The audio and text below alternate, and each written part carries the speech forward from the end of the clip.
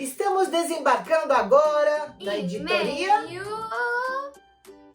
Ambiente. 3 anos para falar bem. Isa, o que vai acontecer agora no mês de setembro com relação a essa pauta que é muito bacana? Como é que é? Como é que é? O futuro do planeta depende de nós. Ela tá brincando, mas o futuro do planeta depende também, né? De nós, né? Depende mesmo. A gente precisa, todo mundo precisa se esforçar um pouco.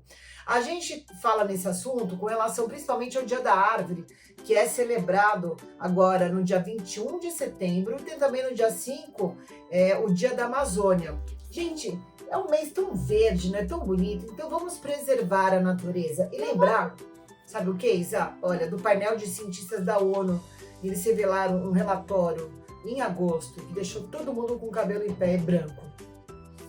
Você já ouviu falar no Acordo de Paris?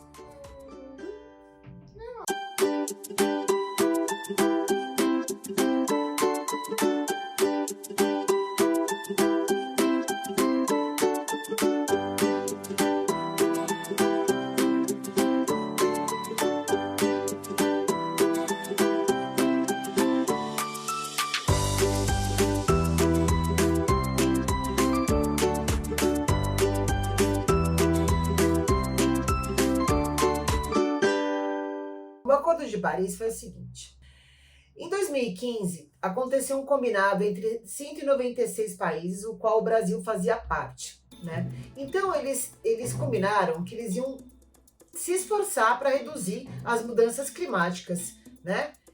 Dessa forma, eles estavam se comprometendo a diminuir menos gás carbônico na atmosfera. E com isso, qual que era o combinado? Qual que era a meta? Era não deixar a Terra aquecer ainda mais, né? Não deixar a Terra aquecer a 1,5 graus centígrados até 2100. Acontece, filha? Sabe o que está acontecendo? A gente já está quase marcando 1,1 graus centígrados. A Terra está quente demais. E o que está acontecendo por consequência disso? O que a gente está vendo? Incêndio no hemisfério norte, em vários países do hemisfério norte. Fora o desmatamento, também queimadas no Brasil, está faltando água na região sudeste, não só na região sudeste, mas como também em todo o Brasil pode faltar água, né? Algumas regiões já começaram a sentir a torneira secando, né? Então, a maioria dos lugares ainda não, felizmente. Mas, gente, precisa economizar muita energia, principalmente água, porque os reservatórios estão abaixo do nível normal. Falta chuva, porque está tudo descontrolado, né? A gente queima muito carbono para fazer as máquinas funcionarem. Infelizmente, né? A gente usa muito ainda esse recurso para produzir energia elétrica. Então, vamos renovar? Vamos usar energia renovável? Vamos. Isa, a gente aqui ouve o depoimento da Alice e da Júlia. Roda lá? Bora lá! Primeira pergunta. Por que a árvore é importante? Porque a árvore ela é importante para nós sobrevivermos também. Porque ela cria o nosso ar e é com ele que nós podemos respirar e viver. Sim, muito bem. Eu concordo com você. Muito bem. Eu posso fazer a próxima pergunta? Pode fazer. Alice. Obrigada, filha. Alice, que recado você mandaria se encontrasse alguém desmatando as florestas ou colocando fogo nas matas? Bem, você desmatando as florestas, você também está matando não só as árvores, mas você está matando a si mesmo, a todos que precisam das árvores para sobreviver. Para mim, as árvores, além delas purificarem o ar pra gente, né? Dar o oxigênio, transformar o oxigênio, elas também, para mim, eu li no livro que elas também são um símbolo de companheirismo, porque, por exemplo, quando tem furacões ou algumas coisas, para elas se protegerem, elas se entrelaçam para ajudar as amigas. E elas também, elas entrelaçam as raízes para que elas não voem com essa tempestade. Então, elas são um símbolo de companheirismo também e dá o exemplo pra gente, porque a união é sempre a melhor coisa. Qual é o recado que você daria para as pessoas que desmatam as árvores, não preservam? Eu acho que a mensagem que eu daria é que a gente tem que fazer para os outros o que a gente faria para a gente. Então, todos os seres vivos são importantes, inclusive os seres humanos. Então, se a gente não tem respeito um pelo outro, como é que a gente vai ter pela natureza? E isso é o que o mundo está precisando agora. Respeitar como se você estivesse respeitando você mesmo. Todo mundo. As plantas, os animais. E é isso que eu daria o recado. Então, como vocês podem ver, tanto a Alice quanto a Júlia, elas mandaram um recado bem bacana aí, né? Pra você que desmata. O que elas pensam com relação a esse assunto? E você, Isa? O que você pensa sobre esse assunto? Se você encontrasse alguém desmatando, ou alguém que fosse responsável por tomar uma decisão muito importante com relação à emissão do gás carbônico, o que você falaria para essa pessoa? Com toda a educação, né? Por exemplo, se a pessoa estivesse desmatando uma árvore, então, eu ia dizer que além dela estar matando a natureza, tirando os habitats dos animais e espécies que podem estar até em extinção, ela está se matando e matando todos nós. Exatamente. Porque a gente perde oxigênio e várias outras coisas junto com as árvores. Palmas pra Isabela! Muito bem. Aqui, ó, a gente esqueci de falar que o Pateta tá aqui hoje junto com a gente, né, Isa? A Creswell também, já explico. Muito bem, filha. É isso aí. Agora, só pra gente encerrar com chave de ouro ali o jargão aí na nossa editoria do meio ambiente. Vamos falar de Indaiatuba. Quem está nos acompanhando no YouTube está vendo essa imagem magnífica agora. Quem está no podcast, acessa lá www.jornaldacrianca.com.br e veja essa matéria especial sobre o aniversário de 30 anos do Parque Ecológico projetado por Rui Otaki. Vou dar um resumo da história, Isa. É o seguinte, essa matéria é muito legal porque em 7 de setembro a gente comemora o quê? Descobrimento? Do Brasil. É descobrimento? Eu acho que sim. É? Eu acho que sim. Ou não? E eu adorei essa ideia de pauta, sabe por quê? Porque eu adorei conhecer um pouco mais a história de Indaiatuba. E eu descobri nas minhas pesquisas que lá no período colonial, sabe quem passava por lá? Dom Pedro I, Isabela. Primeiro ou segundo? Deixa eu ver. É Dom Pedro I, ele passava lá com as cavalarias.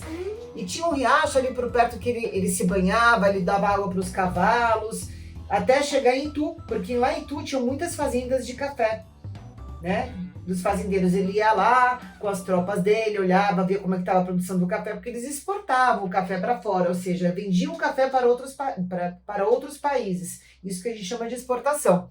E essa história é muito bacana, porque a gente começou contando um pouquinho do começo da história de Indaiatuba, né? Até quando ela foi fundada, que tinha a igreja Nossa Senhora da Candelária, onde as primeiras moradias foram sendo construídas ali ao redor.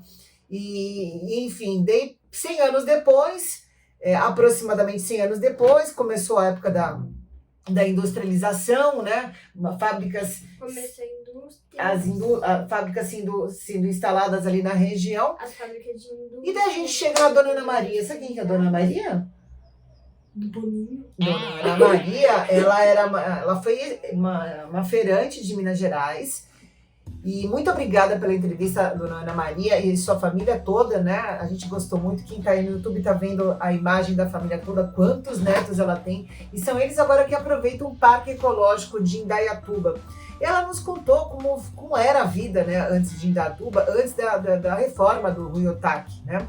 Ela pegou ainda a fase que era boa. O córrego onde eles moravam, o córrego Barnabé, era limpo naquela época, quando ela se mudou para lá, né? Que foi em 1978.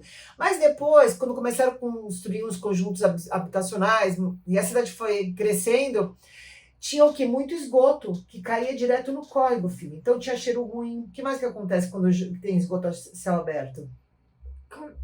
De esgoto, céu aberto? Céu aberto. Quando tem esgoto que cai no rio, o que acontece? As moradias por perto, as águas sanitárias delas, como por exemplo as pias. Vão tudo para onde? Banheiro, vão tudo para as águas das moradias.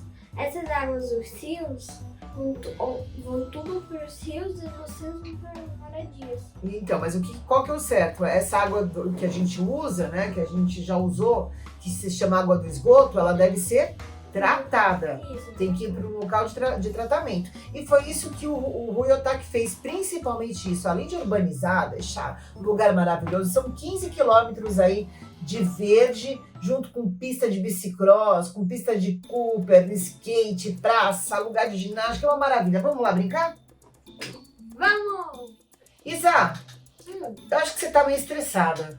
Por quê? Porque você não para de apertar isso. O que é isso, filha? É Conta uma pra mim. Stress Ball. Falando nisso, hoje na coluna da Isa vamos falar sobre Fidget Toys. Olha que bonitinho! Eu adorei Eu vou esse daqui. apresentar. Então, esse daqui é o povinho do humor, porque eles chamam povinho do humor que num lado ele tá triste, num lado ele tá feliz. Então, ele praticamente acompanha seu humor. E agora você tá feliz ou você tá triste? Tô feliz. Eba! Bom, isso daqui é um squishy. Aperta aí. E pra que serve esse squish? Só pra apertar? É pra dizer. Isso aqui é um chifre de unicórnio? Isa, isso daí era da sua lapiseira, né? Que você veio, ela transformou em squish. Tá, gente. Esses aqui são os meus poppets. Esse aqui é meu favorito, gente. Calma aí. Não deixa nem... Tá, gente. Eu vou fazer uma SMR aqui pra vocês. Para quem está nos acompanhando no podcast, você consegue descrever o que você está mexendo para quem Sim, está ouvindo poppet. conseguir entender? Mas o que é um poppet exatamente? Poppet exatamente veio de inspiração do plástico isopor, do plástico bolha. E ele dá pra você apertar 1000 vezes sim e ele estourar. Então é muito bom. São várias bolinhas que você fica apertando de um lado para o outro, Sim. né? E Para agora... desestressar, Sim, gente. para dar uma relaxada. E agora eu vou fazer uma SMR com meus poppets. O que é isso, filha? SMR são os vários satisfatórios que eles fazem. Ih, gente, será que a gente vai achar barulho disso? Ploca. Tá, vamos lá. E já.